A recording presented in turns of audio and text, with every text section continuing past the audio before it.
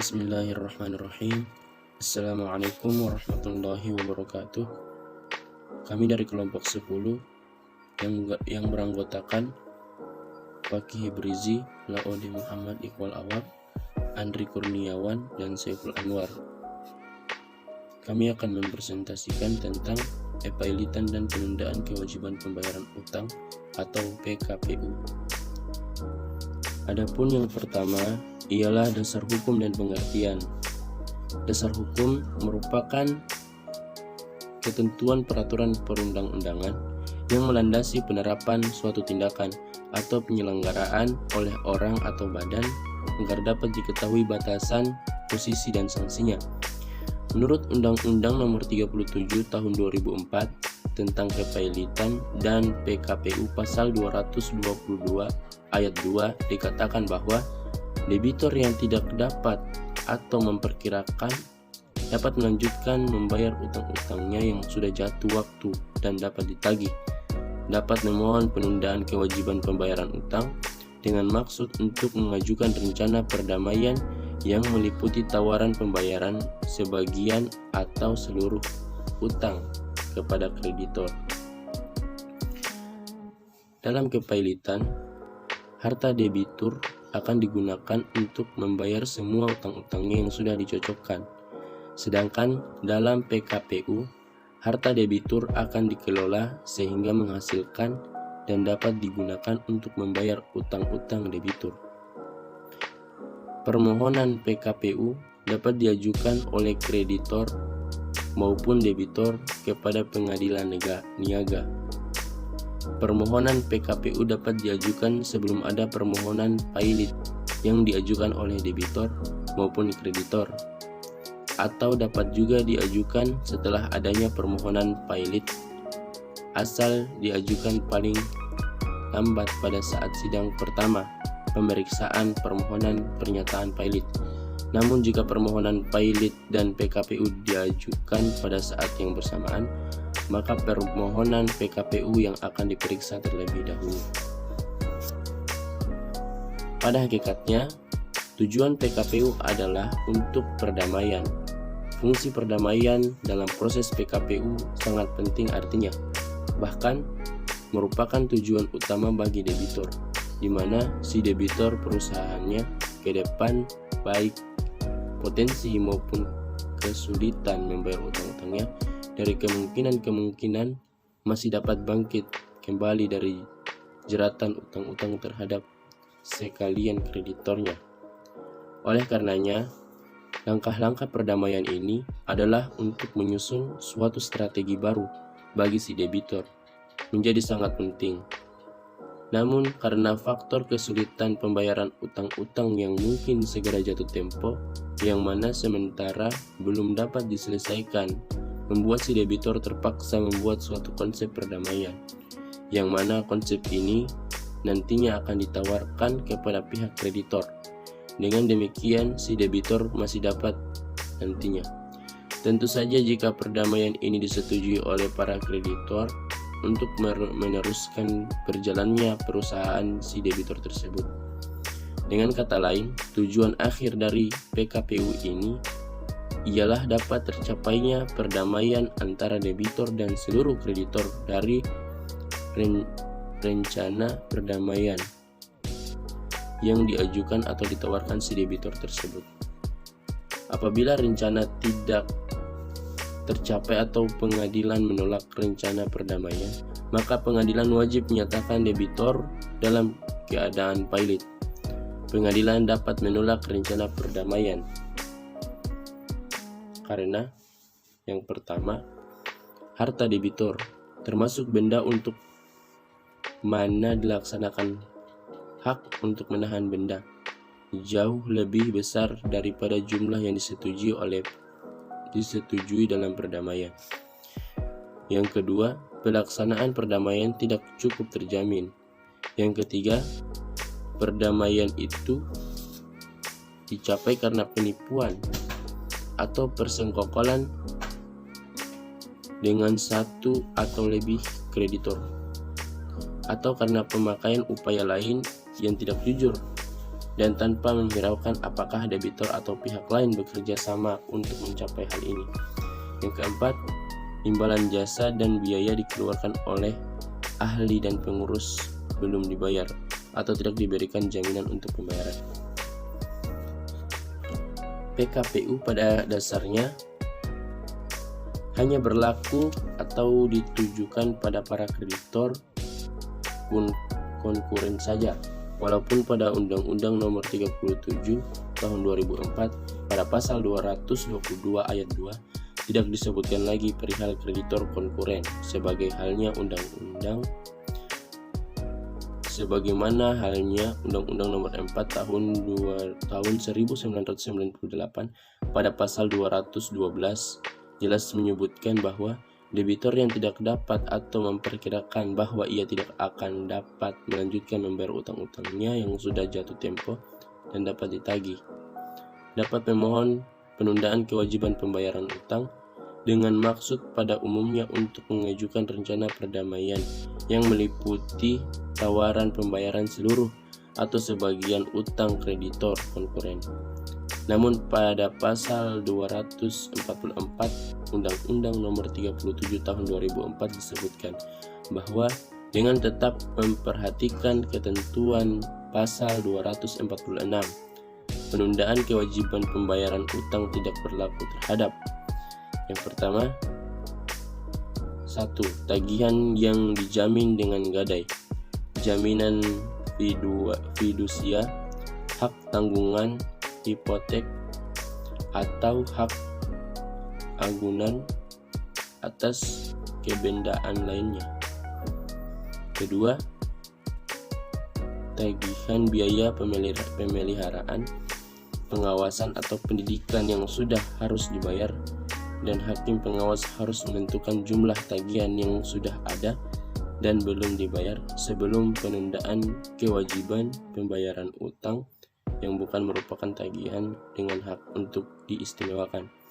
Yang ketiga, tagihan yang diistimewakan terhadap benda tertentu milik debitur maupun terhadap seluruh harta debitur yang tidak tercakup pada poin B. Adapun yang kedua ialah pihak yang dapat mengajukan dan diajukan.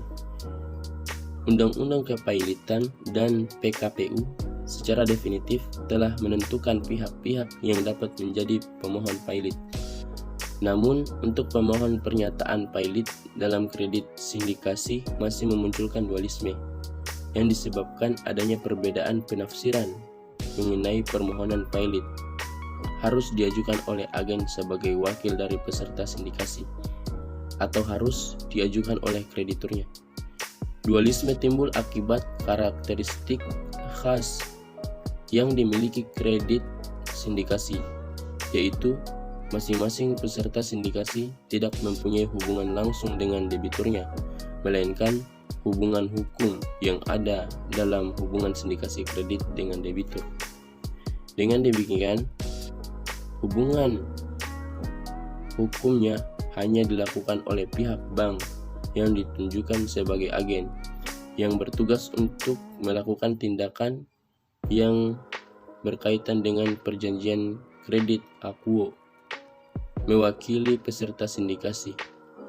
Maka dari itu, peserta sindikasi tidak memiliki hak untuk dapat mengetahui pihak yang dapat menjadi seorang pemohon pailit.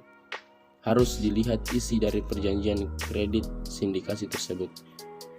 Jika di dalam perjanjian telah ditentukan bahwa agen yang berwenang mengajukan pailit, hal tersebut bukan suatu masalah karena telah disepakati dalam perjanjian itu sendiri. Namun, apabila ternyata yang telah disepakati bahwa masing-masing kreditur berhak mengajukan permohonan pailit, hal tersebut juga tidak menjadi masalah. Maka pihak-pihak yang terlibat dalam perjanjian kredit sindikasi terikat dan tunduk pada perjanjian tersebut. Hal ini berkaitan dengan ketentuan pasal 1338 angka 1 KUH PER yang menyatakan bahwa semua perjanjian yang dibuat secara sah berlaku sebagai undang-undang bagi para pembuatnya. Adapun yang ketiga ialah macam-macam kreditor dan kepailitan. 1. Kreditor preferen. Kreditor preferen diartikan sebagai kreditor yang memiliki hak istimewa. Hak istimewa adalah hak kreditur untuk didahulukan daripada kreditur lainnya karena alasan yang sah menurut hukum, seperti diperintahkan oleh undang-undang. Kreditur preferen yang memiliki hak istimewa berdasarkan perintah undang-undang adalah negara. Artinya, negara sebagai kreditur yang terlebih dahulu yang wajib didahulukan untuk mendapatkan pembayaran seperti kewajiban debitur untuk membayar pajak terlebih dahulu atau kewajiban lainnya yang harus dibayarkan kepada negara. Selain itu, biaya-biaya yang timbul dalam proses kepailitan seperti jasa kurator yang dapat diartikan sebagai tagihan yang perlu didahulukan sebagaimana diatur dalam Undang-Undang KPKPU. Yang kedua ada kreditur separatis. Kreditur separatis adalah kreditur yang memegang hak jaminan seperti hak gadai, hak jaminan, hak hipotek, dan hak-hak jaminan atas kebendaan lainnya. Kreditur separatis ini dapat diklasifikasi sebagai berikut. Yang pertama, pemegang hak gadai. Kedua, pemegang hak fidusia. Yang ketiga, pemegang hak tanggungan. Dan yang keempat, pemegang hak hipotek kapal. Salah satu dari kelebihan dari kreditur separatis ini adalah dapat mengeksekusi objek jaminannya seolah-olah tidak terjadi kepailitan sebagaimana diatur dalam pasal 55 ayat 1 Undang-Undang KPKPU, yaitu sebagai berikut, bahwa dengan tetap memperhatikan ketentuan sebagaimana dimaksud dalam pasal 56, pasal 57, dan pasal 58. Setiap kreditur pemegang gadai, jaminan fidusia, hak tanggungan hipotek atau hak anggun atas kebendaan lainnya dapat mengeksekusi haknya seolah-olah tidak terjadi kepailitan. Selain itu, kelebihan kreditur separatis adalah mendapatkan pembayaran terlebih dahulu dari kreditur konkuren. Yang ketiga, kreditur konkuren. Kreditur konkuren adalah kreditur yang tidak memegang hak jaminan namun memiliki hak untuk menagih debitur karena memiliki tagihan yang dapat ditagih terhadap debitur yang didasarkan pada perjanjian. Sebagai contoh, kreditur memiliki tagihan terhadap debitur yang didasarkan pada perjanjian utang piutang tanpa adanya jaminan atau anggunan. Biasanya perjanjian yang dibuat antara kreditur dan debitur ini jumlahnya tidak besar, sehingga tagihannya pun kecil. Baik, saya di sini akan menyampaikan tata cara pengajuan permohonan pailit. Yang pertama yaitu pengajuan ke pengadilan. Pengajuan permohonan pailit kepada ketua pengadilan melalui panitera, dalam hal ini menunjuk advokat berlisensi kurator. Yang kedua, penyampaian pernyataan permohonan pailit. Panitera menyampaikan permohonan pernyataan pailit kepada ketua pengadilan paling lambat 2 hari setelah tanggal permohonan didaftarkan. Hari sidang akan ditetapkan dalam jangka waktu 3 hari setelah tanggal permohonan didaftarkan. Yang ketiga, sidang pemeriksaan permohonan kepailitan. Sidang pemeriksaan akan dilakukan dalam jangka waktu paling lambat 20 hari setelah tanggal permohonan didaftarkan. Yang keempat, pemanggilan debitur oleh pengadilan. Debitur wajib dipanggil oleh pengadilan jika permohonan pailit diajukan oleh kreditur, kejaksaan, Bank Indonesia, Badan Pengawas Pasar Modal, atau Menteri Keuangan. Yang kelima, pemanggilan kreditur. Kreditur bisa dipanggil pengadilan jika pernyataan pailit diajukan oleh debitur dan juga terdapat keraguan dalam persyaratan pailit yang perlu dipenuhi. Yang keenam, pemanggilan debitur dan kreditur dengan surat kilat. Pemanggilan atas debitur atau kreditur akan dilakukan oleh jurusita dengan surat kilat paling lama 7 hari sebelum persidangan pertama dilakukan. Yang ketujuh, putusan pengadilan terkait kepailitan. Putusan pengadilan akan permohonan pailit harus dikabulkan jika terdapat fakta terbukti bahwa persyaratan pailit terpenuhi. Putusan tersebut paling lambat harus diucapkan 60 hari setelah didaftarkan. Yang ke-8, pembacaan putusan. Pertimbangan hukum yang mendasari putusan atas permohonan pernyataan pilot tersebut harus termuat secara lengkap di dalamnya. Putusan tersebut juga harus memuat pendapat majelis hakim yang harus diucapkan dalam sidang terbuka untuk umum dan dapat dilaksanakan terlebih dahulu sekalipun ada upaya hukum atas putusan tersebut. Selanjutnya, perdamaian dan PKPU. Perdamaian dalam PKPU menawarkan cara-cara pembayaran seluruh atau sebagian utangnya sebagai upaya menghindari kepailitan. Sehingga perdamaian berlaku secara hukum dan mengikat para pihak, diperlukan pengesahan perdamaian dalam pengadilan niaga. Namun dalam praktik ditemukan adanya penundaan pengesahan perdamaian yang telah disetujui para pihak akibat laporan yang belum diserahkan pengurus dalam masa PKPU. Pelaksanaan pengesahan perdamaian dalam penundaan kewajiban pembayaran utang diawali dengan pemungutan suara atau voting para kreditor dan memperoleh kekuatan hukum tetap melalui putusan pengesahan perdamaian oleh pengadilan niaga. Menurut UU KPKPU, penundaan pengesahan perdamaian pengadilan niaga dapat dilakukan dengan mengundurkan dan menetapkan tanggal sidang yang harus diselenggarakan paling lambat 14 hari sejak penundaan tersebut.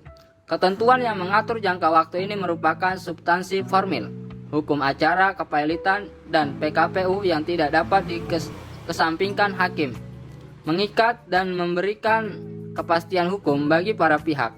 Penundaan pengesahan perdamaian dalam PKPU berakibat penyelesaian utang debitur kepada kreditor menjadi tertunda, sebab perjanjian perdamaian belum berlaku secara hukum dan mengikat para pihak. Pengesahan perdamaian yang menyimpangi pasal 284 ayat 3 UU KPKPU mengakibatkan perdamaian tidak sah dan debitur dinyatakan pailit. Baik, selanjutnya F. Kasasi dan peninjau kembali atau PK. Permohonan peninjau kembali dapat dilakukan apabila dalam putusan mengenai perkara yang bersangkutan ditemukan hal-hal sebagai berikut. 1. Adanya suatu kebohongan, tipu muslihat atau bukti-bukti palsu yang untuk itu semua telah dinyatakan oleh hakim pidana. Peninjau kembali dapat diajukan dengan masa tenggang waktu 180 hari sejak diketahuinya kebohongan, tipu muslihat atau bukti-bukti palsu berdasarkan putusan hakim pidana. Yang kedua, adanya surat-surat bukti yang bersifat menentukan jika surat-surat bukti dimaksud dikemukakan ketika berproses persidangan berlangsung. Bukti semacam itu disebut pula dengan istilah novum. Peninjau kembali dapat diajukan dengan masa tenggang waktu 180 hari sejak diketahui atau ditemukannya bukti baru atau novum. Yang ketiga, adanya kenyataan bahwa putusan hakim mengabulkan suatu hal yang tidak dituntut atau lebih dari yang dituntut. Peninjau kembali dapat diajukan dalam tenggang waktu 180 hari sejak putusan memiliki kekuatan hukum tetap dan telah diberitahukan kepada pihak-pihak yang diperkirakan. 4. Adanya bagian mengenai suatu tuntutan dalam gugatan yang belum diputus tanpa ada pertimbangan sebab-sebabnya. Peninjau kembali diajukan dengan masa tenggang waktu 180 hari sejak putusan mempunyai kekuatan hukum tetap dan telah diberitahukan kepada pihak-pihak yang berperkara. Dan yang kelima, adanya putusan yang saling bertentangan meskipun para pihaknya sama mengenai dasar atau soal yang sama atau sama tingkatannya. Peninjau kembali ditunjukkan dengan masa tenggang waktu 180 hari sejak putusan mempunyai kekuatan hukum yang tetap dan telah diberitahukan kepada pihak-pihak yang berperkara. Yang keenam, adanya kenyataan bahwa putusan itu mengandung suatu kekhilafan atau kekeliruan yang nyata sehingga merugikan pihak yang bersangkutan. Peninjau kembali dapat diajukan dengan masa tenggang waktu 180 hari sejak putusan mempunyai kekuatan hukum yang tetap dan telah diberitahukan kepada pihak-pihak yang berperkara. Kemudian ada G. Beberapa istilah yang berhubungan dengan kepailitan. Pihak lain yang dapat mengajukan PKPU adalah debitor bank, perusahaan efek, bursa efek, lembaga clearing, dan penjaminan. Lembaga penyimpanan dan penyelesaiannya perusahaan asuransi, perusahaan resuransi, dana pensiun, dan badan usaha milik negara yang bergerak di bidang kepentingan masyarakat atau public service. Dan di sini juga ada poin-poin. Yang pertama adalah istilah pailit dalam bahasa Belanda, yaitu failliet. Maka ada pula sementara orang yang menerjemahkan sebagai failliet dan faillissement sebagai kepahitan. Kemudian pada negara-negara yang berbahasa Inggris atau pengertian pailit dan kepailitan mempergunakan istilah bankrupt atau bankruptcy. Dan selanjutnya ada di dalam kamus hukum dikemukakan bahwa pailit diartikan sebagai keadaan di mana seseorang debitur telah berhenti membayar utang-utangnya. Selanjutnya ada menurut Munir Fuadi, yang dimaksud dengan pailit atau bangkrut adalah suatu sitaan umum atas seluruh harta debitur agar dicapainya perdamaian antara debitur dan para kreditor, atau agar harta tersebut dapat dibagi-bagi secara adil di antara para kreditor. R. Subekti berpendapat bahwa kepailitan adalah suatu usaha bersama untuk mendapatkan pembayaran bagi semua orang yang berpiutang secara adil. Selanjutnya, dalam Undang-Undang Kepailitan atau UU KPKPU pasal 1 ayat 1 bahwa kepailitan adalah sita umum atas semua kekayaan debitor. Pailit yang penguasaannya dan pesanannya dilakukan oleh kurator di bawah pengawasan hakim pengawas sebagaimana diatur dalam undang-undang ini. Baik, itulah tadi apa yang bisa kami sampaikan. Lebih dan kurangnya mohon dimaafkan. Semoga bermanfaat. Billahi taufiq wal hidayah. Wassalamualaikum warahmatullahi wabarakatuh.